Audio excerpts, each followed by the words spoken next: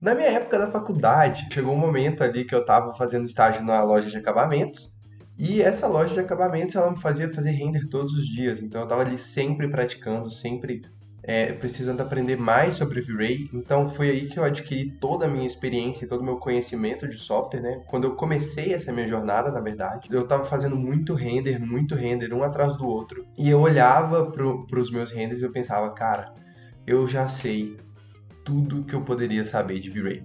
Tem aquelas configurações lá esquisitas que a gente nem olha e tudo mais, mas eu acredito que configuração de material, configuração de render, tudo, eu já sei tudo. E assim, eu quero melhorar o meu render, eu sei que tem como melhorar o meu render, mas eu não sei o que eu tenho que fazer para que esse render melhore, para que eu consiga os resultados. E, gente, eu imagino que muitas pessoas podem estar passando pelo mesmo. Não adianta você conhecer o software, você dominar todas as ferramentas do Gray, saber como configura material, saber como insere a luz, saber como faz essas coisas todas, se você não faz isso da maneira correta, se você não faz isso do jeito certo, se você não tem algumas preocupações que são exatamente essas que nós vamos passar para você hoje.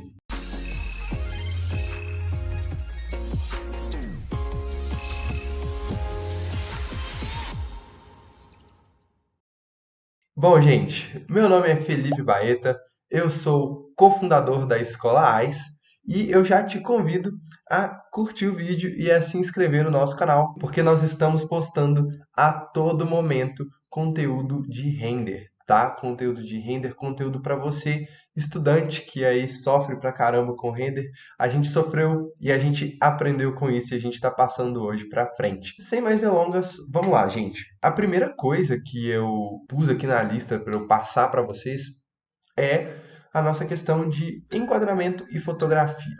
Então vamos lá. Antes que a gente debruce sobre o tema, tem algumas coisas que eu quero que vocês pensem. Quando a gente vai fazer um render e a gente simplesmente para ele de qualquer jeito e só põe para renderizar porque tá daquele jeito e tudo mais, ou então a gente até se preocupa com o que está aparecendo ali na tela, porque, óbvio, a gente não vai, né, ser largado a ponto de só jogar a tela de qualquer jeito. Mas a gente quer, por exemplo, colocar o projeto todo na mesma imagem, e aí fica aquela imagem super deformada, que tenta casar tudo, mas que tenta encaixar tudo, mas que não funciona. Esses conceitos de fotografia, eles eram conceitos que eu falhava bastante, eu cometia esses erros.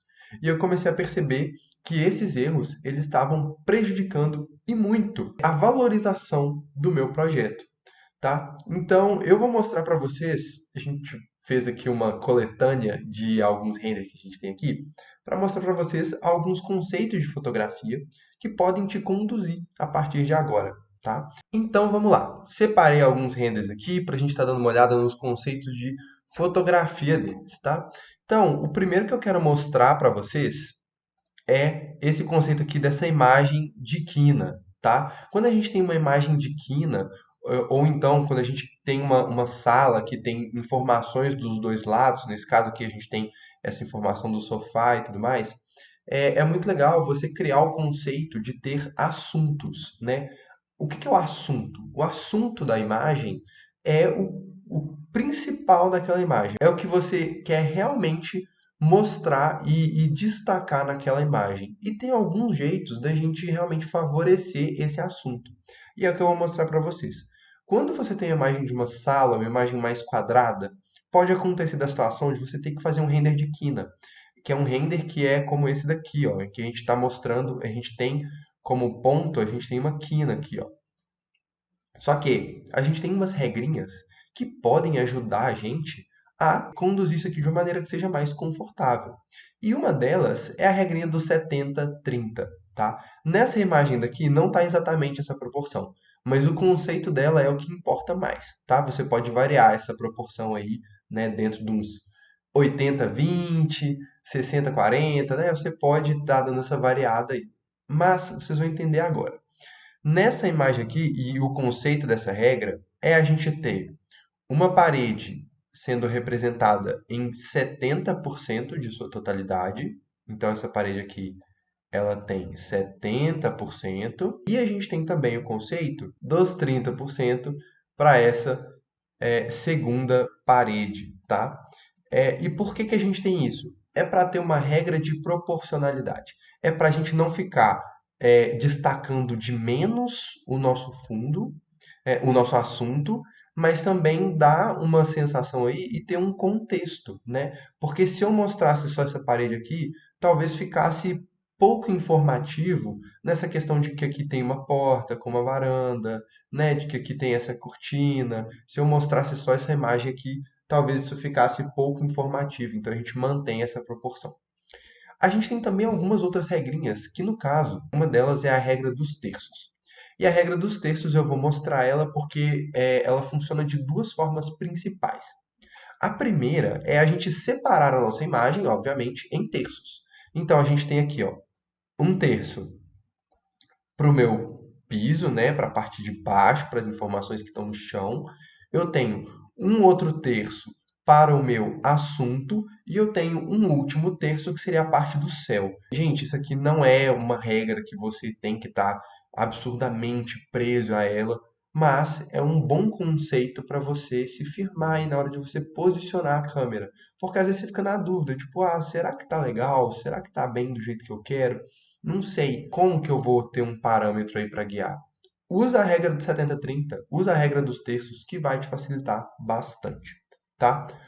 Um outro ponto aqui, que também funciona através de regra dos terços, que dá para mostrar melhor nessa imagem aqui também, mas um outro ponto aqui é a gente ter uma questão de ponto de fuga, né, em que a gente tem um ponto de fuga central. Então, olha só, eu vou traçar essa linha aqui lá para o centro, vou traçar essa linha aqui lá para o centro, essa linha aqui, essa e essa. Vocês podem ver, e até essa aqui também. Vocês podem ver que tudo converge para o mesmo ponto, até mesmo se você for pegar aquelas maçanetas, elas vão levar para um único ponto central. E essa regra do ponto de fuga, eu posso ficar fazendo isso aqui o dia inteiro, gente. Essa regra aqui do ponto de fuga, ela é muito interessante, porque você consegue dar uma centralidade para essa imagem em que você vai gerar esses conceitos aqui, você vai gerar essas informações que vão rodear esse ponto central. Então, aqui a gente também tem a regra dos textos. Ó. Se você der uma olhada, a gente tem aqui, ó, esse terço aqui, que seria o terço de piso. A gente tem esse terço aqui destinado a essas informações de teto. A gente tem o lustre aqui se mantendo dentro desse terço. Então, todas essas informações do teto estão ali. E a gente tem uma informação aqui de assunto que vai estar destacando aqui um pouquinho mais essas questões. Como vocês podem ver, tipo a cadeira. Felipe, essa cadeira está metade em cima, metade embaixo. Sim, tá. Mas não é esse o ponto que eu quero mostrar. O ponto que eu quero mostrar é que, mesmo que a gente tenha elementos que estejam compartilhando dois quadrantes aí, a gente tem o conceito bem dividido. Então, essa proporção aqui destinada ao chão, ela é similar ao teto. Por exemplo, também, é legal você pensar da gente ter mais ou menos a mesma quantidade de piso para a mesma quantidade de teto. Então, vocês podem ver que a gente tem uma certa relação de proporção aqui que casa, com certeza casa aqui, ó. A gente tem aqui uma distância e a gente tem aqui outra distância que ela é bem similar, né? Elas são bem similares em questão de preenchimento dessa imagem, né? E aí um outro conceito também que é muito importante é o conceito de altura da câmera, a altura do observador. Um tripé de câmera hoje, se você der uma pesquisada aí, você vai ver que ele tem em média de 1 metro a 1,30 m. E quando os fotógrafos vão para os projetos e tudo mais, eles tiram fotos utilizando esses tripés. Então, quando a gente utiliza esse tripé, né, quando a gente começa a pensar nesse conceito, você começa a manter uma altura do observador que faça sentido para uma câmera real. A gente tem o nosso centro da imagem mais ou menos aqui, tá? E a gente tem um peitoril da janela. Um peitoril de janela normalmente tem 1,10, mais ou menos. Então, a gente tem a câmera aqui, ó, a uma altura um pouquinho acima de 1,10, que é uma altura que a gente considera como confortável para esse tipo de projeto, tá? E isso vai se repetir em todos os pontos. Então, eu posso ter uma variação pequena e tudo mais, tipo aqui. Aqui eu estou pegando aqui a mais ou menos 1 metro também, né? Até nas externas, gente, até nas externas vocês podem preocupar com essa altura do observador, porque é muito importante, tá? É muito importante. Um outro ponto que a gente pode ter aqui é o segundo conceito da regra dos terços que eu mencionei, né? A regra dos terços, além da gente dividir a imagem em segmentos horizontais, a gente divide essa imagem em segmentos verticais, tá? Uma coisa que é muito interessante, vocês podem reparar em filmes também, é que muitas vezes você posicionar elementos nesses pontos aqui, ó, vai fazer com que a sua imagem tenha uma proporcionalidade muito confortável, muito confortável. Então, o que eu fiz aqui nesse caso foi posicionar o meu elemento aqui, né, esse elemento do meu computador, em um dos pontos. Não precisa ser nos dois, tá? Pode ser só em um. Mas em um dos pontos do terço. Até que esse aqui até ficou. E aí a gente teve essa relação aqui de proporcionalidade. E isso vai ser realmente muito confortável. Cineastas usam isso. Se você começar a olhar uma série que usa muito isso, não sei se vocês conhecem, chama Ozark. Então, depois, se vocês derem uma olhada, inclusive a série é muito boa. Se vocês derem uma olhada ali na série de Ozark, vocês vão ver que a todo momento. E assim, depois que você aprende isso aqui, você começa a olhar tudo com esse conceito, né? Filmes da Marvel aplicam muito isso. Então, se você der uma olhada com um olhar um pouquinho mais crítico, você vai ver, caramba, regra dos terços está sendo aplicada. É muito interessante. Ok. Um outro conceito que também foi aplicado nessa imagem aqui foi o conceito de foco, né? Então, o que acontece? Quando a gente utiliza o foco da câmera e a gente utiliza esse foco para realmente focar em um elemento, a gente tem aqui o nosso computador sendo totalmente focado, a gente tem pontos que ficam desfocados, como é o caso do fundo e dessas informações que estão aqui próximas. Então, o que que acontece? A gente direciona naturalmente, como essas partes aqui estão muito desfocadas, não dá para entender o que está acontecendo 100%. Tipo, mesmo você vê, você sabe que é uma planta, mas você não vê essa planta nítida. O que você tem nítido aqui é o computador. Então, o computador, ele naturalmente vai direcionar os seus olhos, tá? O que está focado. Então, isso também é um conceito de fotografia que é muito bom de vocês estarem utilizando, ok? Dessa aqui eu não vou falar nada de fotografia, não. Por quê? O próximo conceito que nós vamos aplicar aqui para vocês é o conceito de iluminação. Então vamos lá.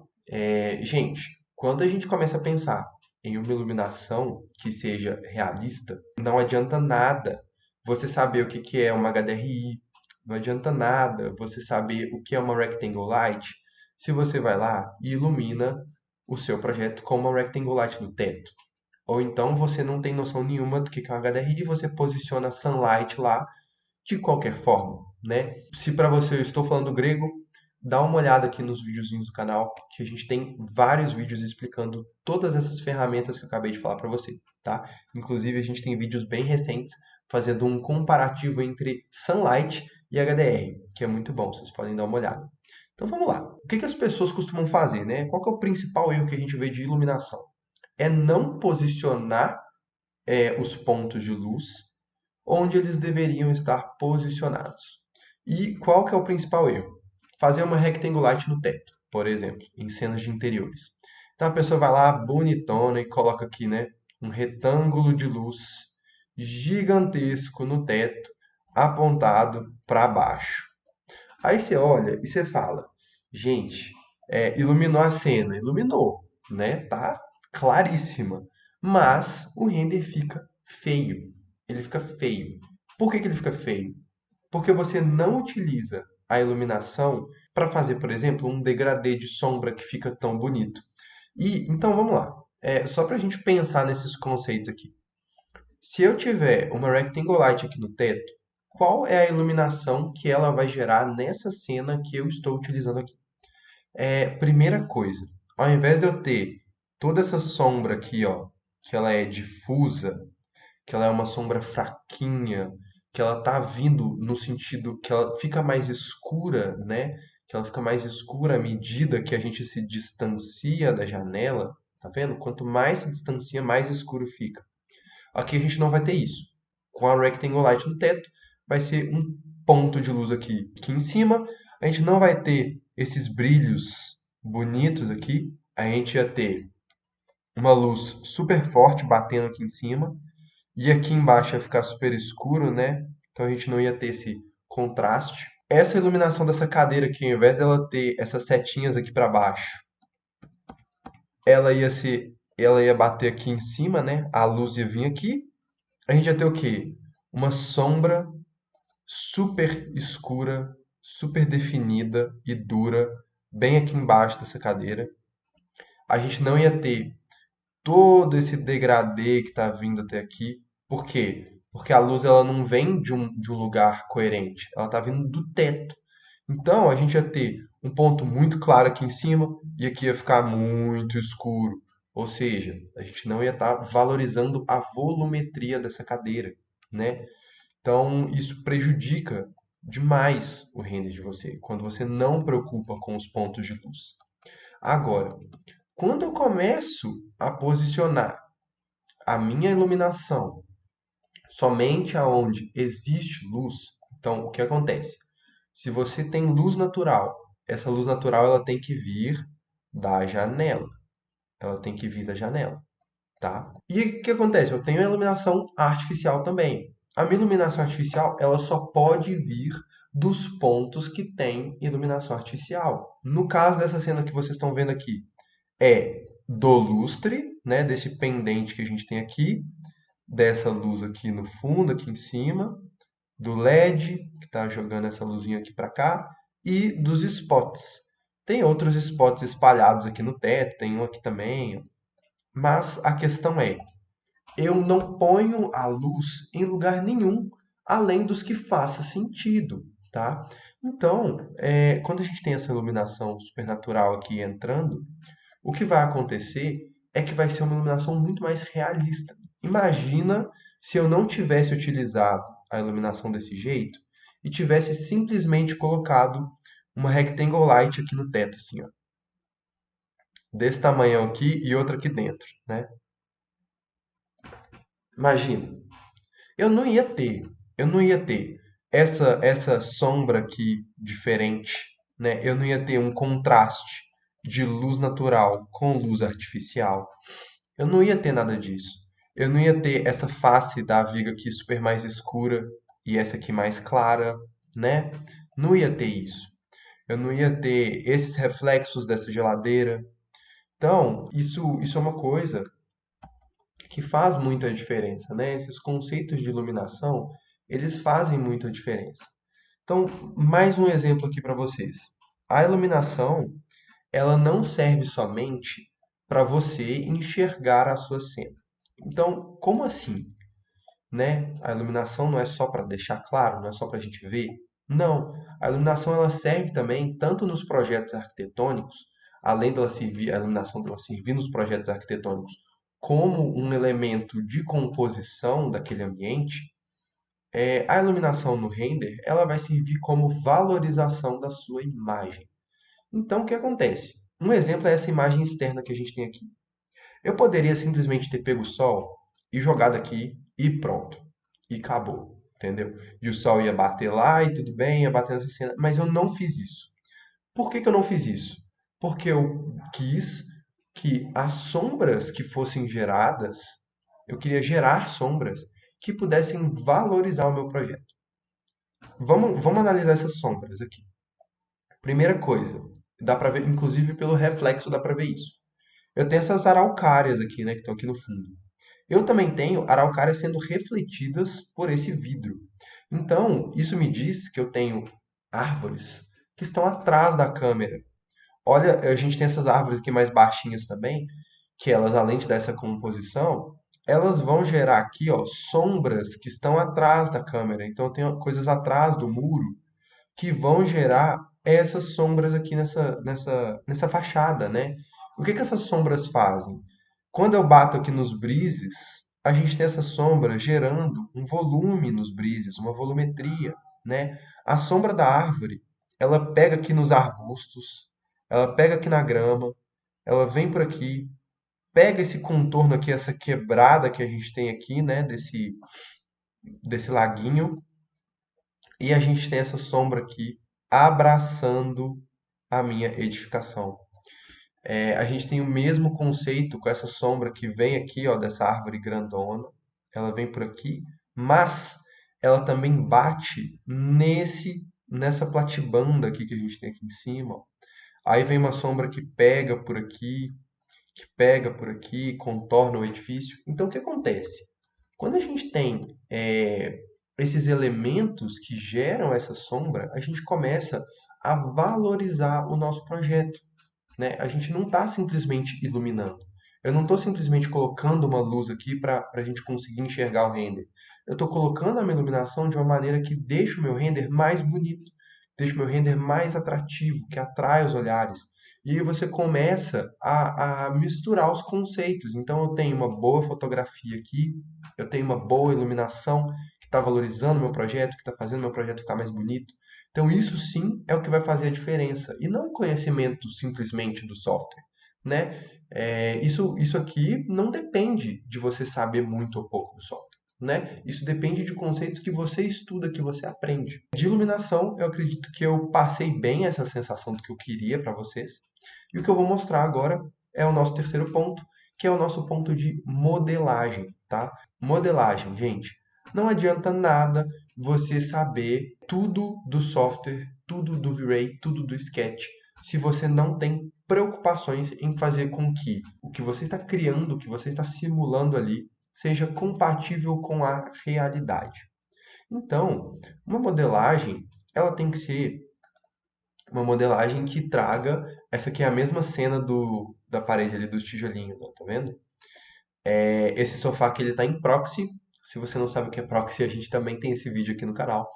Mas o que eu quero mostrar para vocês aqui são conceitos de modelagem que fazem muita diferença. Quando a gente vai modelar marcenaria, uma coisa que é importante você preocupar é que, por exemplo, nós temos um sóculo. Um sóculo é esse afastamento que não permite com que a pessoa bata o pezinho ali, né, no móvel. Então a gente tem esse afastamento. A gente tem aqui, ó, modelado mesmo os trilhos dessa marcenaria. Então essa porta aqui, ó, ela corre sobre trilhos. Um detalhe legal também é o afastamento. Então essas placas de MDF aqui, elas não estão coladas uma na outra. Os bloquinhos que são inseridos. Então essa plantinha aqui, ó, é uma plantinha super detalhada, né? Esses blocos aqui de decoração, eles não são duros, eles são fluidos. Então a gente tem aqui esse vaso aqui, ó, que ele tem esses micro detalhes nele, né, na modelagem dele. Então é uma preocupação que você tem, é um detalhe que você tem, que na hora que você joga uma iluminação aqui em cima, isso aqui começa a realmente ficar mais bonito, principalmente se a iluminação está vindo dos lugares certos. Então, por isso que é importante você estar preocupando com a iluminação. Porque unindo os fatores, você começa a ter o seu render bonito em todos os sentidos. Todos os pontos você começa a valorizar essa questão do seu render. Então, por exemplo, marcenaria, a gente tem aqui, na verdade, as esquadrias, né? Elas estão modeladas. Então, a gente tem aqui essa modelagem super detalhada. Esquadria não é uma coisa dura, né? Ela tem várias peças, vários encaixes. Olha esse tapete. Esse tapete aqui ele tem micro-ondulações. Olha isso. Essas ondulações, na hora do render, elas fazem a diferença, né? Se você dá uma olhadinha aqui, ó, você tem um detalhe aqui que é muito sutil, mas é um detalhe que é compatível com a realidade. Então, isso aqui é o que está fazendo a diferença nesse render. São essas características de modelagem que realmente vão complementar tudo que você está fazendo. Então, não adianta você saber configurar o melhor material possível se você não tem um bloquinho aqui que ajude. Então, por exemplo, se esse bloquinho aqui não tivesse esses nós, né, essa corda aqui que sai, de que adiantar eu ter esse material de tapete bem configurado, né? Não ia valorizar ao mesmo tanto, não ia trazer esse benefício. De que adianta eu saber configurar esse tijolo aqui super maravilhoso se eu não tiver uma iluminação aqui que vá valorizar, né? Que vá fazer esse destaque para esse elemento aqui. Então, é uma coisa muito interessante que vocês têm que estar realmente se preocupando, é a modelagem. Então, aqui a gente tem bloquinhos de vegetação. A vegetação ela nunca se repete, né? Você não tem vegetação igual na vida real. Então, cada um dos buchinhos, mesmo sendo o mesmo bloquinho, eu tive a preocupação de rotacionar, de dar um scale para dar uma diferença, né? Então, quando você bate o olho, você vê que aquilo ali está diferente. É a mesma coisa com as árvores. Você diria que esses aqui são as mesmas árvores? Não diria, mas é o mesmo bloco. Eu peguei esse bloco aqui, rotacionei ele, peguei ele de um ângulo diferente, vi que tinha um galho aqui que eu poderia valorizar, rotacionei, posicionei aqui na câmera. Então, isso foi uma preocupação com a modelagem que valorizou muito o meu projeto, em todos os sentidos. E a última coisa, mas não menos importante, é o conceito estético do seu render.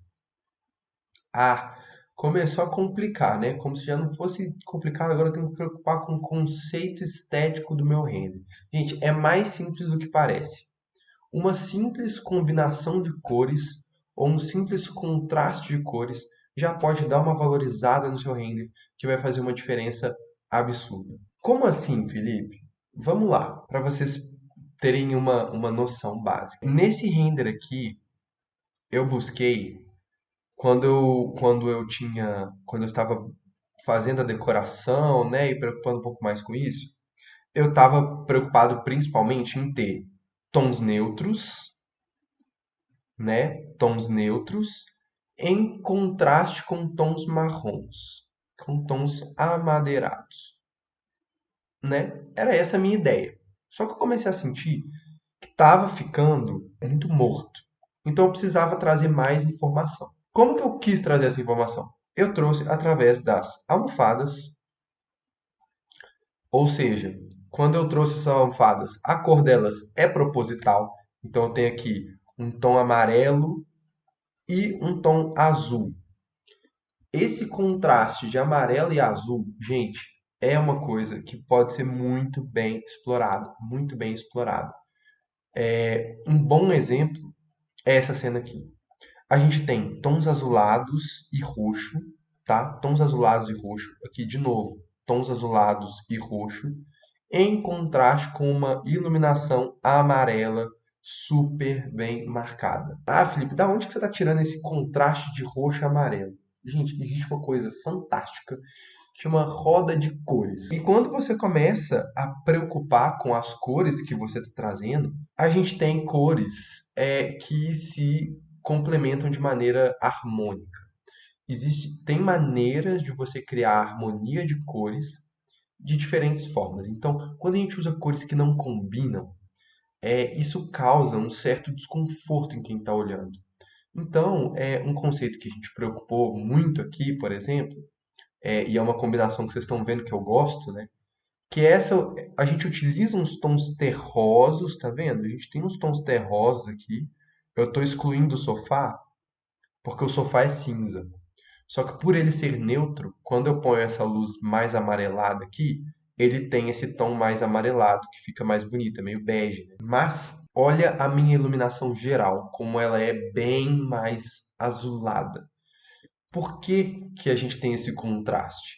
Porque uma das regras de harmonia de cores são as cores complementares. Então, se vocês estiverem na dúvida sobre quais cores vocês podem estar explorando, o que que vocês podem estar preocupando aí, uma das cores complementares que a gente pode estar olhando aqui, um lugar que a gente pode estar olhando isso, é o Adobe Color. O Adobe Color é um site muito legal para você criar a sua própria paleta de cores. Isso aqui é incrível, tem várias coisas, tem uma aba de explorar, tem tendências, tem várias coisas. Se você fizer login, você salva suas próprias paletas.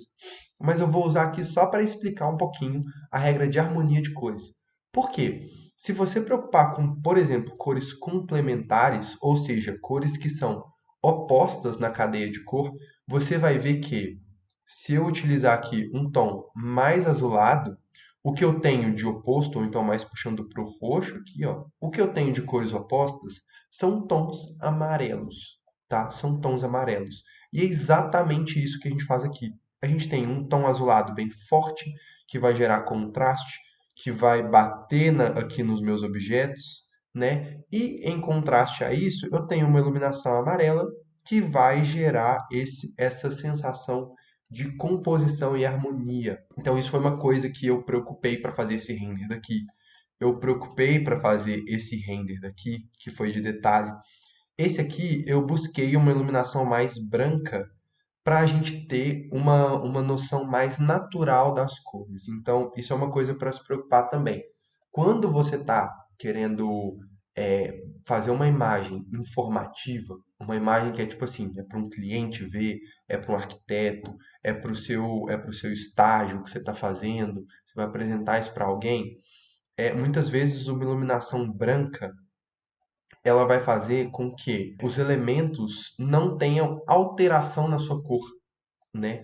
Então a gente tem o tom de madeira aqui, é um tom que a gente vê como ele é. Ele é exatamente assim, porque está vindo uma iluminação branca ali em cima. Agora, se eu jogo uma luz azulada em cima, essa madeira aqui começou a ficar um pouquinho mais cinza, tá vendo? Ficou um tom diferente. Então, isso é uma coisa que influencia bastante, que vocês têm que estar preocupando, tá? Por isso que eu coloquei esse tom aqui amarelo, mas é uma coisa que, inclusive, o mercado imobiliário gosta bastante, é explorar esses tons terrosos e neutros. Então, pensa aí azul escuro, verde escuro, cinza, branco, preto, marrom.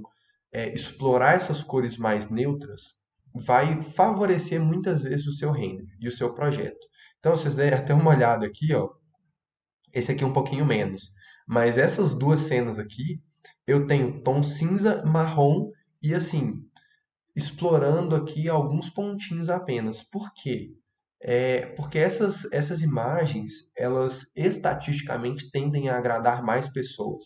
É por isso que muitas vezes imobiliárias, se você dá uma olhada em projetos aí imobiliários e tal, eles vão estar tipo bem de olho mesmo em questões dessas tonalidades que sejam mais genéricas, porque uma imobiliária ela vai vender aquele projeto para qualquer pessoa, né? Ela não lida diretamente ali com o cliente, então ela precisa de uma coisa que seja bonita, sofisticada e genérica.